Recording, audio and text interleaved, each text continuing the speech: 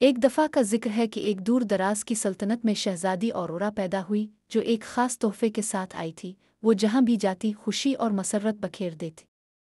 اس کے والدین بادشاہ اور ملکہ بے حد خوش ہوئے اور اس کی پیدائش کی خوشی میں شاندار جشن منایا۔ تین نیک پریاں فلورا فونا اور میری ویدر اس جشن میں مدعو تھیں۔ وہ ننھی شہزادی سے مل کر بہت خوش ہوئیں اور اسے تین خاص تحفے دینے کا فیصلہ کیا: حسن مہربانی اور پرندے کی مانند سریلی آواز میں گانے کی صلاحیت۔ لیکن بری پری میلیفیسنٹ کو یہ سب برداشت نہ ہوا۔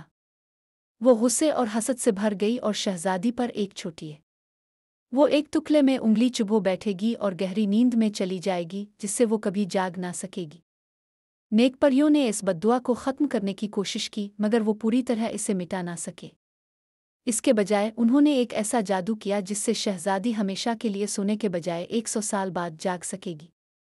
جب اورورا کی 16ویں سالگرہ آئی تو بددعا پوری ہوئی اور وہ گہری نیند میں چلی گئی۔ نیک پریاں اس کی حفاظت کرتی رہیں اور انتظار کرنے لگیں کہ سچی محبت کا کوئی شہزادہ آئے اور اس پر جادو توڑ دے۔ برسوں گزر گئے اور سلطنت اداسی میں ڈوب گئی۔ لیکن پھر ایک دن شہزادہ فلپ آیا، نیک پریوں کی مدد سے لام۔ اس نے جنگل میں دشمنوں کا سامنا کیا اور آخرکار محل تک پہنچ گیا۔ اس نے اورورا کو بوسہ دیا اور بددعا ختم ہو گئی۔